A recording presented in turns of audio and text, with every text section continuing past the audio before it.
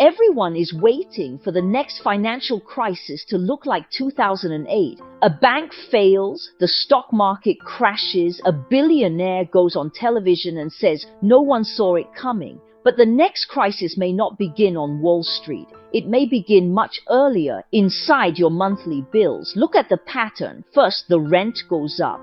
Then the car insurance renews at a number that makes no sense. Then groceries cost more. Electricity costs more. Gas jumps again. And suddenly the credit card is not being used for vacations. It is being used to bridge Tuesday to payday. This is the part most people miss. A crisis does not always start with people buying too many luxuries. Sometimes it starts when normal life becomes too expensive to finance with normal income. The New York Fed says U.S. household debt reached $18.8 trillion in the first quarter of 2026. Mortgage balances alone were $13.19 trillion, and 4.8% of outstanding debt was already in some stage of delinquency. That does not mean every household is collapsing, but it does mean the financial system is no longer only about banks. It is also about kitchens, driveways, insurance renewals, minimum payments, and the quiet math people do at night when everyone else is asleep.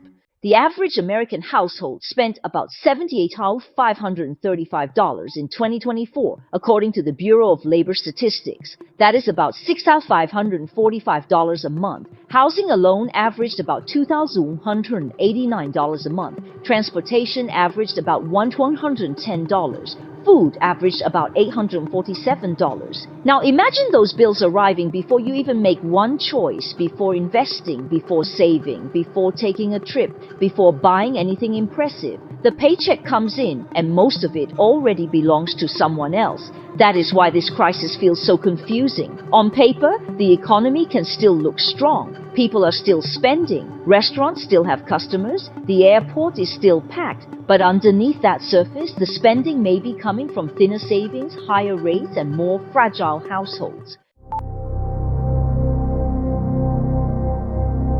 The Federal Reserve reported that in 2025, only 63% of adults said they could cover a $400 emergency using cash or its equivalent.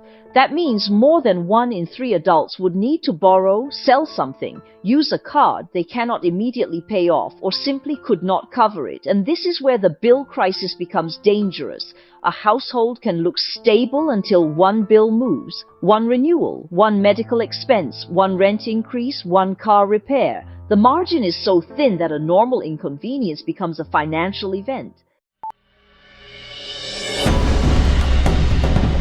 Credit cards make that delay possible, but they also make the damage compound. Federal Reserve data shows average commercial bank credit card rates were about 20.94% in May 2026, and accounts actually paying interest were around 22.15%. At that rate, the card is not a convenience, it is a silent tax on being short at the wrong time. And once a household starts using high-interest debt to pay for groceries, insurance, or utilities, the real problem is not spending discipline. The real problem is that the cost of staying normal has been repriced. This is also why the next crisis may not look like a sudden crash. It may look like millions of small downgrades. People keep the apartment but stop saving. They keep the car but skip maintenance. They keep the job but add a second income stream. They keep the lifestyle from the outside, but inside everything is financed month to month, and the housing market makes this worse. In June 2026, the median existing home price was $440,600, according to the National Association of Realtors. Freddie Mac reported the average 30-year fixed mortgage rate at 6.45% in mid-July. Even with 20% down, principal and interest alone would be around $2,240 a month before taxes, insurance, repairs, or utilities.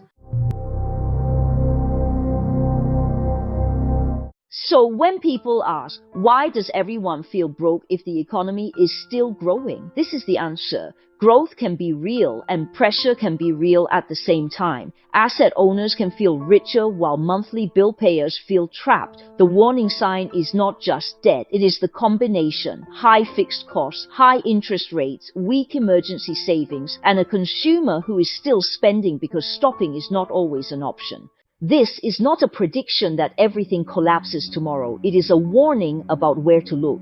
Do not only watch the S&P 500. Watch credit card delinquencies, watch auto loan stress, watch mortgage delinquencies, watch real wages, watch whether people can still pay ordinary bills without borrowing.